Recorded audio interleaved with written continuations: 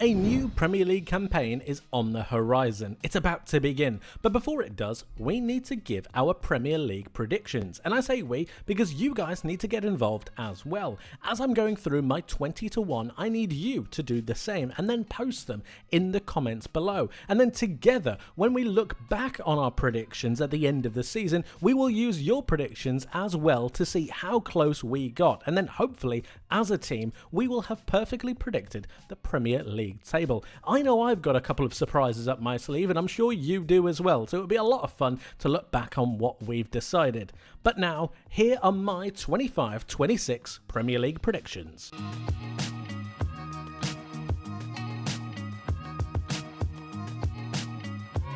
Before we get into the rankings, my first prediction is around the Premier League table itself. I believe we're going to get quite a lot of separation within this Premier League this season, and when it comes towards the end of the season, what we're going to see is actually 5 different mini-leagues. They might not necessarily all be comprised of 4 teams, but I do think you'll get quite a lot of separation, especially between the title race, top 4 and 5th, and looking towards the relegation zone, going from 20th up until about 17th. 17th to 16th will have a bit of a difference, and you'll start to see those little mini leagues separate apart from each other, and you're going to have a far more disjointed Premier League table, and it's going to be really interesting to see what teams are going to be in it. But now, let's take a look. In 20th position and bottom of my Premier League table, I've unfortunately got Burnley. While they had an amazing defensive campaign last season, conceding barely any goals, I'm not quite sure that resting on that alone will keep them out of the relegation zone, which means you need to look towards the goals. And if you look towards the goals, they've actually lost their top scorer in Josh Brownhill, who scored 18 goals for them last season. They weren't exactly prolific scorers either, really focusing on their defence, and that leads me into a real point and a real trend that I think we're going to see within the Premier League around mentality, around identity, and around the belief systems that a lot of these players will have, and I believe it's going to affect Burnley.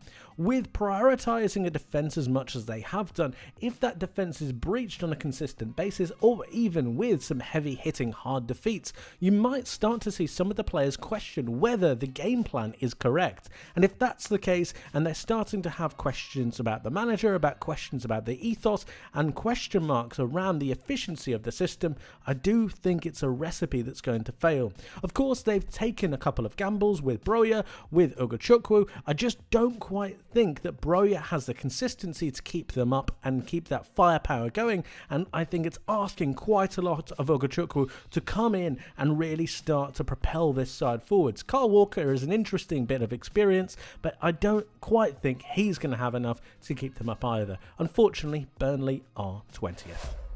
In 19th, I've got Sunderland, and I hope I'm wrong about this because Sunderland have really given this quite a good go. The problem that I have is actually a problem with the league in itself and the difference in quality between the Championship and the Premier League. The amount that is being asked of Sunderland and the amount that they're being asked to invest to improve the quality of the squad to make themselves even competitive in staying up is far too big an ask. And when we take a look at some of the statistics that they had from last season, they scored 58 goals and conceded 44. Now, when you take the fact that that was in the Championship, you're only got to look at that and be a bit harsher on those statistics and those numbers, and I just don't quite see the business that they're doing either getting them the goals or keeping those goals out. For that reason, I feel like they're going to really give it a good go, but unfortunately, the goals will just be a little bit too much for them to keep out. I think Granit Xhaka is a fantastic signing, but I think some are overplaying his real impact on the squad, and while I think he's going to be brilliant, he's not a magician. He's not going to transform this Sunderland midfield into something that it's not. I think that they've got a load of promise, but unfortunately, I think they'll just fall a little bit short. Sunderland are 19th. My final relegated side in 18th is Brentford, and this will come as a shock for a couple of reasons. The first one being that I actually have a promoted side staying in the Premier League. The second reason, because it's Brentford. And I think that while Brentford are a fantastically run club, and while they have so much quality within their ranks and their actual utilisation of their players is brilliant, I think this is asking even a little bit too much for them. I worry about the goals that they have and the goals that they've lost, losing on Bournemouth and Villa is losing so much firepower, and asking Kevin Schade, who only got 11 goals last season, to step up and really take that mantle is asking a little bit too much. Damsgaard already did so much last season, and asking him to do more, I think, is a little bit of a tall ask. Of course, you've got Igor Thiago back after a bit of an injury, but you're still expecting him to hit the ground running and start to perform for the side. I don't necessarily think that Jordan Henderson is going to add the level of quality that I'm sure Brentford would want, and while they do have a steal, I just don't quite see that being enough, and I can see goals being shipped when they're not scoring, and I don't see them scoring all too often. All of this is compounded by the fact that they have Keith Andrews. Now, while I do think that Brentford know what they're doing, and I do think they believe in him, when we go back to what I was speaking about with Burnley, with the idea of mentality, the idea of identity, and the idea of having a belief in a system and their belief system within the manager, once that starts to spiral, and I think it could spiral, you're then looking at a manager that doesn't have managerial experience, let alone Premier League experience, and the players might start to question whether he has the best intentions for the club and whether what he's doing has the best intentions for the club. They can't afford to get relegated, and the players might, just might, lose their belief and start to spiral. If that's the case, I can see Brentford getting relegated. They're 18th for me. In 17th, I've got West Ham, and I struggled with this one because I actually had West Ham in the relegation zone for quite an extended period of time until I started to think about the idea of Brentford spiralling and the identity crisis they might have. And speaking of identity, I think West Ham aren't too far away from that. I wonder whether the players are really bought into this Graham Potter system, whether that really works for them and whether they're getting the best out of themselves to be able to go forwards. I think West Ham are a little bit too easy to play against, even though I think they've got some really high quality up and coming players. But going forwards, it is very much the Jarrod Bowen show, and while that is fine to a certain extent, it also puts a lot of pressure on him, and it also is expecting a lot. If you were to take some of his goals away, I could see West Ham really struggling. Jarrod Bowen had 21 goal contributions last season. The second highest in that was 10 with Souček, and below that was Kudus, who you've already lost to Tottenham with 8. I really worry about how West Ham score goals, and while they do have some strikers in Fulkrug and Callum Wilson, however highly you rate those, I just don't quite see the firepower there without Bowen. So Bowen is a huge, huge key pillar, and when you're relying on one singular player to make sure that you essentially come good, it sometimes can backfire. So I don't necessarily see a great season for West Ham, so they finish 17th. In 16th position, I've got Leeds United, and eagle-eyed viewers will notice that I've actually got Leeds in that little midi-league that's separating itself away from the Premier League. I think Leeds are going to be okay. I think they've got a good steel about them and a good defensive rigidity with the way that they play. And a lot was made about Burnley and the way that they defended in the Championship, but Leeds only conceded 30 goals last season, which was the second lowest in the Championship. And when we actually think about the goals that they conceded, a lot of those were due to goalkeeping errors that they might have fixed by signing a new goalkeeper. I really like Sean Longstaff and what he does for this Leeds United side. I like Stack, and all of a sudden they're starting to create a real steal in that midfield. And when we look forwards, they've got good, exciting players in Ramazani. I like Dan James, even though I don't necessarily think he has the quality all of the time. My question is around whether they're going to be able to convert chances. Dominic Calvert-Lewin is murmured. I think a move for Muniz is a really good idea. However, whether that goes through, I'm not sure. I like Leeds, and I think they could surprise a few. They're punching through into that bottom middle part of the Premier League table, and I think they could shock a couple of teams. Watch out. In 15th position, I've got Wolves, and I've seen quite a few people have Wolves in and around the relegation zone, and while 15th isn't too far away from the relegation zone, I think they'll be absolutely fine. They have lost Mateus Cunha and they have lost Ryan Aït-Nouri. Big, huge misses. Of course, everyone knows that. Do you know who else knows that? Vitor Pereira. And I don't think he's silly enough not to have a secondary game plan. I think he's got something up his sleeve. They have lost 31 goal contributions, which is a big deal, but something that I think quite a few people are sleeping on is Jorgen Strand Larsen. Now, he had his first season in the Premier League with Wolves last year, a struggling campaign, especially towards the beginning. but he managed to end the season with 14 goals. 14 goals, that's really impressive. 18 goal contributions. That is a really good return for your first season. I think he's going to kick on to a new level for Wolves. He's a good target man, he links up the ball pretty well, and he manages to get himself into the box and make himself a nuisance. I think they've got the quality of creating chances with the new wing-back that they've got. I think Rodrigo Gomes could have a new breakout season. I think there's a lot to like there. The double pivot with Andre and Joao Gomes. I really like Agbadou in the defence. They could have a decent rigidity and steel to them while also having that ability to go forwards. They managed without Cunha surprisingly well when he was suspended as well. I think Wolves will be okay. They might struggle on occasion. They might get the odd loss or big loss here or there. But overall, they'll be fine. They're 15th for me.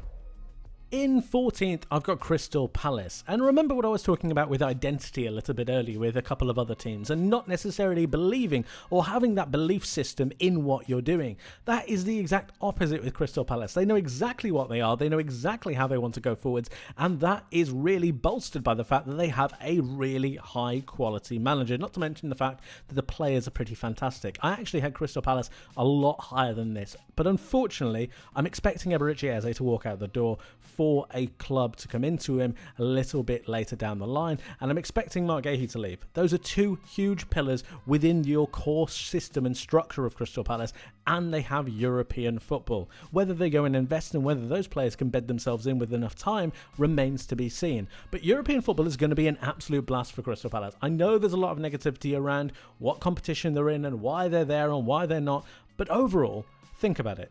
European football, Crystal Palace, it's going to be a blast. So while they have dropped down a couple places to 14th from where I expected them to be, I think they'll have a pretty fantastic campaign. And who knows, maybe they'll even go and win the Conference League. That'd be a decent season, right?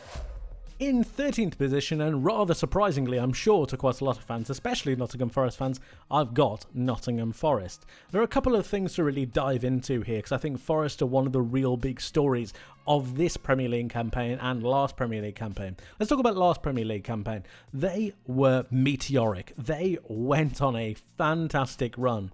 And it's unfortunately a run that I don't necessarily see being replicated. I don't see Chris Wood's 20 goals being replicated, even though they've brought in another striker. And yes, he could really get some numbers, but will he reach those heights? I'm not so sure. And when we look into the underlying metrics on some of Nottingham Forest's season last year, some of them aren't great reading for this coming campaign. So, Nottingham Forest actually overperformed their expected goals by 5, which isn't too bad, but they also overperformed their expected goals against by nearly 10. They actually overperformed their expected points by nearly 15. Now, take away 15 points from Nottingham Forest in any capacity, and you're dropping them down the table, unfortunately. Then, let's talk about the fact that they've got Europe this season. They've kept Morgan Gibbs-White, which is absolutely fantastic, but the drain that will have on this Nottingham Forest side, even though they've bolstered, I just think might be a little bit too much. They're nowhere near relegation, don't worry about that, that's not a thing. But asking them to go back to the likes of 7th, 6th, 8th, I just think it's asking a little bit too much. And I think that European run will take their eye off the ball of the Premier League for quite some time. And for that reason, they're going to drop down the table just a little bit. Still a solid team that will take points off the big boys, but just find themselves in mid-table. Nottingham Forest are 13th. In 12th, I've got Everton, and I think Everton are set for a really fun, good campaign. The signing of Grealish really has set things alight for me. I think that him linking with Ndiaye and actually thinking about it, and what gets me really excited about the way that Everton could go forwards, is the way that they could be so balanced at the back as well. So I'm thinking, you've got the back four, you've got O'Brien, you've got Tarkowski, you've got Branthwaite, and you've got Mykolenko. If you push Mykolenko on and then move that back three just a little bit more centrally, you've got real good coverage there. You've got good height, good presence, good physicality, still allowing for Mykolenko to go forward and get those crosses in towards Barry, but you're also pushing Ndiaye centrally a little bit more to link with Grealish, who could also be in the side. He's then backed up by the likes of whether it's an Eric Boonham, whether it's a Dewsbury Hall and a Garner, and then you've got a right winger as well. It's really exciting. Everton fans, if you'd like to see something like that on how that could look, let me know in the comments below, because I think it could be really, really exciting. But Everton's season is exciting, and I think that going into the new stadium, the feel-good factor, the ability that they have, and of course David Moyes, who you can never doubt. Everton, I think you're in for a good season. It's 12th for me. In 11th, I've got Fulham, and there isn't really too much to say about Fulham, and I think they should take that as a really big compliment. Fulham are a well-oiled machine. Thanks to Marco Silva and the recruitment that they've done, I think they're just a really, really good Premier League side. I worry about the lack of business they've done, but I expect them to do a little bit, and the fact that they might lose Rodrigo Muniz is a bit of a concern, because I'm not sure that Jimenez will be able to replicate that form. If they get that sorted and Marco Silva manages to get another striker who can provide some goals, I think they'll be absolutely fine. I could have had them higher, to be honest, but the striker situation is concerning me a little bit. They've got a solid, good defence, they've got a good goalkeeper, they've got a really good, hard-working, energetic midfield, which I think will be pinpointed by Emil Smith-Rowe, who could have a real breakout campaign. I really like Iwobi. I like Anthony Robertson going forwards and whipping in those crosses. They're just a solid outfit. Really exciting. And they're finishing 11th for me. Great stuff. In 10th, I've got Bournemouth, and that might come as a surprise to a few people, especially considering how their back line has been decimated. But even though they've lost 3 of their back 4 and they've also lost their goalkeeper, I still think there's cause for optimism with Bournemouth. The reason being is their recruitment. They are pretty fantastic at replacing bodies that they lose. The second thing is Iraola. Iraola and the way that he's transformed this Bournemouth side into a high energetic, chaotic machine is pretty fantastic. And the third thing is the way they've managed to keep their attacking players. They've kept Evan Nielsen, they've kept Kluivert, they've kept Semenyo, they still have the likes of Christie, they've still got a solid, good midfield, and if you put all of that together, they still have the main components that made them so brilliant. They weren't known for their defensive resilience, they were known for their creative attacking nature that really did harry teams and harass teams. And actually, there's cause for optimism there as well, because Bournemouth actually underperformed their expected goals by 14. Now imagine if you put an extra 14 goals into this side. It would be crazy. They also underperformed their expected points by 9. Very in an opposite sense to Nottingham Forest, who overperformed. Bournemouth underperformed, which means that what they were doing was correct. They just weren't getting the rewards. They might this season. And that's why I've got them in 10th. In 9th, I have Manchester United. Now, this might come as a surprise to some people, or it might not, but they needed to make some kind of an improvement on the 15th place finish that they had last season, and they have done. But even though they have some real good attackers, some Premier League proven quality, I still don't think they've addressed one of the main crucial issues that hampered them last season, and that is in the centre of the park. With Bruno Fernandes or Casemiro or Ugarte, whoever it may be, they still have the chance to be overrun, to be bullied essentially in the middle of the park, and it's going to be painful for United if they don't address this issue. While they do have more of an ability to score goals, and while they do have quite a half-solid looking defence, I still see them being overrun. I still see them having a ceiling for teams that they try to play against. I don't think they can push through that quite yet without a player that's able to progress the ball continuously like Bruno does, but isn't necessarily as defensively fragile as Bruno, or B, has a player that is physical enough that allows them to really dominate the middle of the park with those 2 players centrally. I think they've still got a bit of a system issue to work out, and the player profiles don't quite match. So I can see a team like Bournemouth overrunning them. I can see a team like Arsenal overrunning them. I can even see a team like Crystal Palace, who are set in their ways and who understand how their system works a little bit better than United do in some cases, overrunning them. And for that reason, I can't really put United higher than 9th. I think they'll grow into the season, and I think they will start to understand how to get the best out of their players against certain opposition. But as I said, I think there's a ceiling, and I think that ceiling right now is 9th. In 8th place, I've got Brighton. They just have immense amounts of quality. They have quality in nearly every single position. I think they're a little bit light up front, even though Costulas, I think, will really grow into his role as a striker. I just think it's asking a little bit too much of him right now. But they will share out the goals. I can see Mitoma having another pretty good season. I can see Minter having a breakout season. And Fabian Hurtler has another year in the Premier League. And I think that's crucial. He was very much learning his way with Brighton last year. Now he understands the league, now he understands the differences, and now he's going to be able to unlock the potential weaknesses that opponents have. Remember, he's a very young manager and still essentially learning as he goes. He's the youngest manager in the Premier League, so cutting him some slack I think is a good idea. He did brilliant with Brighton last season, and now they've learned his tactics a little bit more. He's learned the league a little bit more, and I think it's only fair to say that Brighton will be around about where they finished last year. It's 8th for me. In 7th, I've got Newcastle United, and it's been a horror show in terms of the transfer window for them. They might lose Alexander Isak. If they don't, he probably won't play for them, according to him. It's been an absolute calamity. However, they've still managed to do some business, and they still might get some other business over the line. I really like Anthony Elanga, and I think he's a proper Eddie Howe signing that will be able to penetrate through those defensive lines. Aaron Ramsdale is being slept on, mark my words. While I know the memes and everything going around about him getting relegated are there, he's a really good keeper, and he will change the way that Newcastle play out from the back. It will be revolutionary for them. I'm not kidding. And then when you look at Malik Thiaw, I think he's got the quality to allow Newcastle to have that rotation. Remember, they've got Champions League football. Now, of course, they wanted to kick on. Of course, they wanted to utilise this season as a springboard to propel themselves forwards. Unfortunately, at the moment, that's not been the case, especially with Alexander Isak behaving how he has.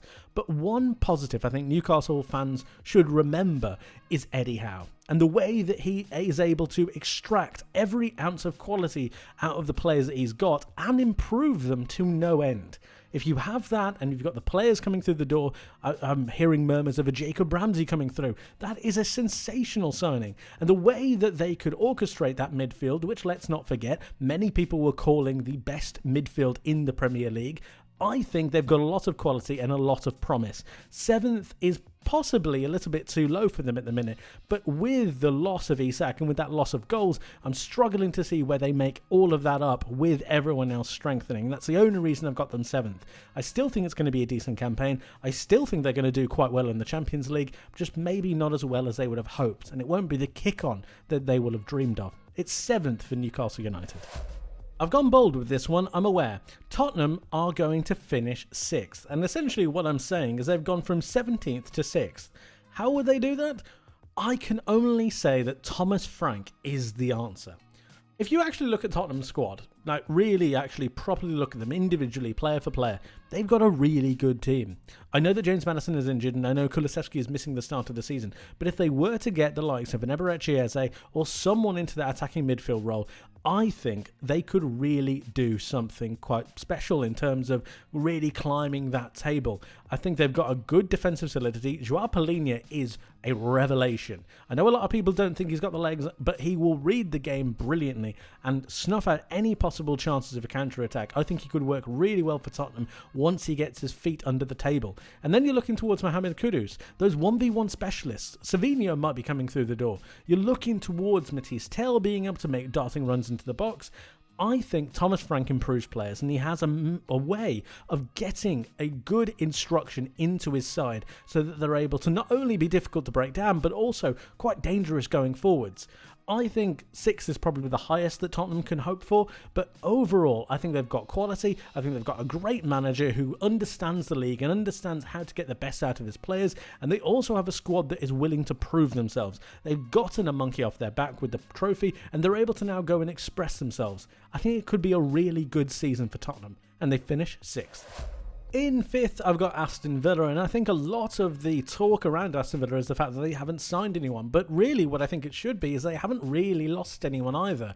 And when we think about the fact that yes, they might lose Jacob Ramsey, they haven't really lost anyone else. They've kept Ollie Watkins, which is huge. They've re-signed Kamara, arguably one of their best players, if not their best player. You've still got Tielemans being able to go forwards. Morgan Rogers, I think, will have another fantastic season. I can even see him improving. You've got Konsa at the back line. You've still got Mings, you've still got Pau Torres, you've got the makings of a really good side who now have serious European experience. Let's not forget about that. They will understand the trials and tribulations of playing in Europe, and now they're in the Europa League, which is something that I genuinely believe they can go and win. And with their experience of being in Europe already as a group, that brings you together. And when we talk about the mentality of a group and the idea of moving together, I talked about it previously about them spiraling and going downwards. It can work in the opposite direction as well. Unai Emery is a fantastic coach, and once you start to gain that siege mentality, the idea that it's all of us together against the world, I think Villa could do something special, and I could see them doing something like a Europa League or a cup run. I could see them getting some silverware next season. Aston Villa will finish 5th for me, but I think it's going to be a really good campaign. One where they know themselves, one where they have their identity, and they are really pushing it forwards. It's going to be a good season for Aston Villa. I've got a feeling about it. They're 5th for me. In 4th, I have Manchester City, which will probably come as a massive shock to everyone. But before I talk about City, I just want to talk about the top 4 in general. As I said earlier on at the very start of the video, I do believe there will be segregation between a lot of the teams, and I think there will be a mini league in different sections of the Premier League, and this little mini league at the top of the Premier League will be head and shoulders above everyone else. I can see a 10 to 15 point gap between 4th and 5th, genuinely. I think they are going to be stratospheres ahead of the rest of the league. I'd be very surprised if they're not.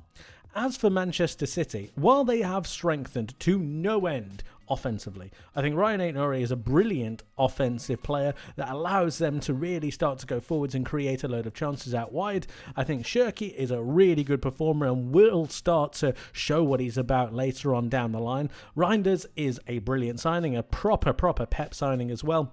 And you've got Foden out on that right-hand side, or Bernardo Silva, depending on who you want to go for. Offensively, there's no problem. Marmoush, Haaland, brilliant. I can see Man City easily becoming top scorers of this Premier League. Easily. They will score so many goals. The problem that I've got with them is going back the other way.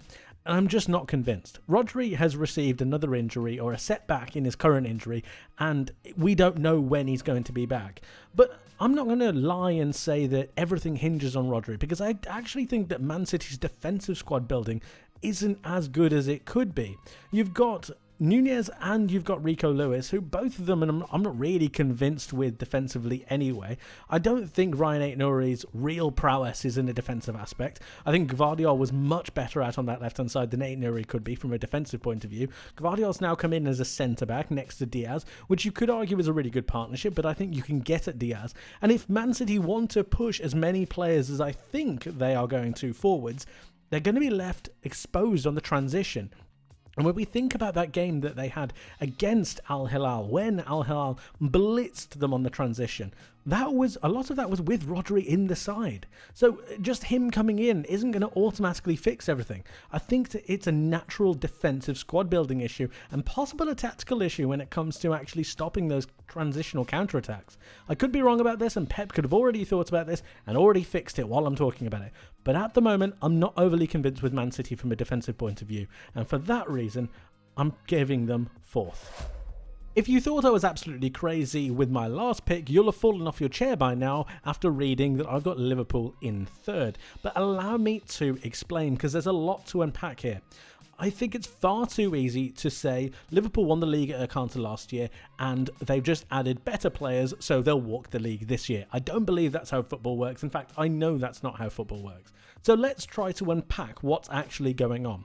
What Liverpool have done is added quality in certain areas, but these are key component areas that really do change the way that their team builds and the way their team goes forwards. Kirkesh is a similar option to Robertson, but he offers completely different qualities and therefore will offer a different way that Liverpool build up. Florian Wirtz changes this system entirely. He's not the same player as Dominic Szoboszlai. He operates in a different manner, and in the same vein as that, has a knock-on effect for the way that they use Salah. Salah is being affected by the way that Frimpong is being used, and while Conor Bradley could play the most of the season and Frimpong could be on the bench, of course that could be the case, but I still feel like Salah's role is going to be affected. Then you've got Ekitike, or you've got Isak. If Isak comes in, then maybe they come second, or maybe they come first. I will say this, I do think that there's going to be about 5 points difference between 4th and 1st. So any of these teams can win the league. I really do believe that.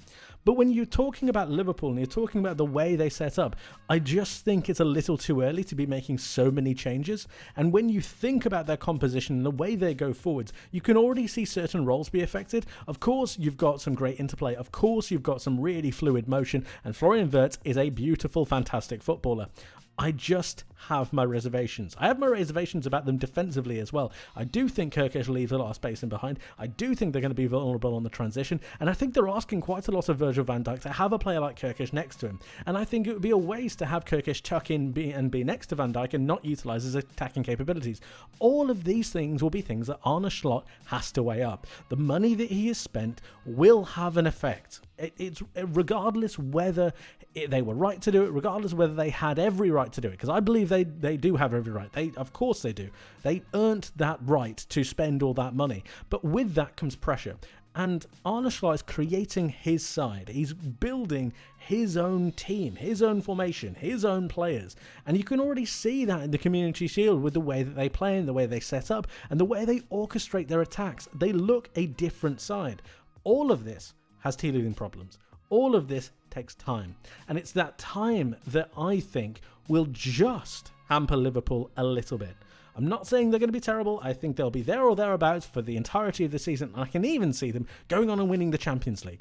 But it's that element of consistency that they had last year that I'm not necessarily sure will be there all the time for Liverpool in the Premier League. I can see them having a mistake. I can see somebody slipping up. I can see something not working with the way that they want to build together. I don't see it clicking immediately, is my point. And in that, I think somebody else in this title race is going to take advantage just for a split second. And that's all it takes to win the title in this particular season and how I think it's going to unfold. So for me, Liverpool, can't believe I'm saying this, a third.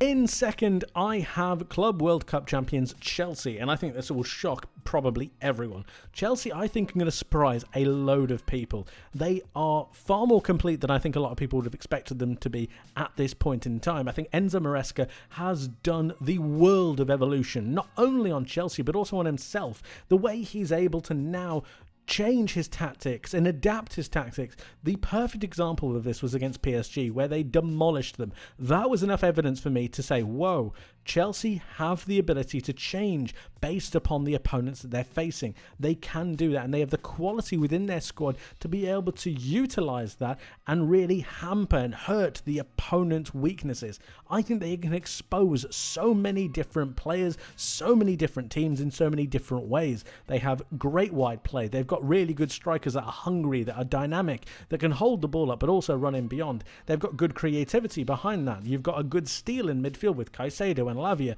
Enzo isn't even in this side at this point, but he's got a great engine on him to make everything tick and work together. Cucurella, I think, is a really good left back. Of course, you've got Gusto or Reece James on the right, and of course, you've got some really good centre back partnerships. I'm worried about the goalkeeper, and that's where I think the point or so will be dropped. As I said, of course, there is only going to be around about 5 points difference between the top four. I think between fourth and first, around 5 points difference. It's going to be so tight. But of course, the Levi Colwill injury is a huge miss, a big miss, because I know how much Enzo Maresca likes him. I fully expect them to go back into the market and get another centre-back. I fully expect that to happen, which means that I think Chelsea will be absolutely fine. Fofana coming back from injury is huge. I think Chalobah has been an absolute revelation.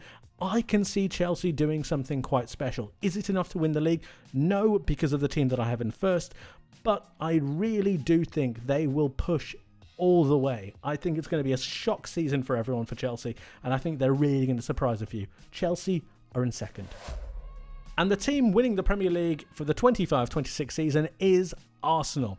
I've got to admit, though, I did have every team in the top four winning the league in my table at one point in time or other. And to be honest, I think that Arsenal will just edge it out. And the reason that I think they'll do that is because of their defensive solidity. Their defence is nearly impenetrable. They are fantastic. Saliba and Gabriel is arguably the best centre-back partnership in the league. You've got Timber, who can come back from injury. I think he's Arsenal's best right-back, if I'm honest. He's so aggressive from a defensive point of view. I think Calafiori is fantastic, but Miles Lewis-Skelly is pretty brilliant as well. The double pivot, and this is the crucial point, the double pivot of Rice and Zubimendi, the way they played against Athletic Bilbao was absolutely phenomenal. It allowed Odegaard to drift a little bit more central, but still occupy that right-hand channel to allow Rice to go forwards. Mikel Arteta tweaked that midfield ever so slightly and dropped Rice a little bit deeper. It gave an avenue on that left inside channel to allow the winger to come in. That could be Eze if Arsenal sign him.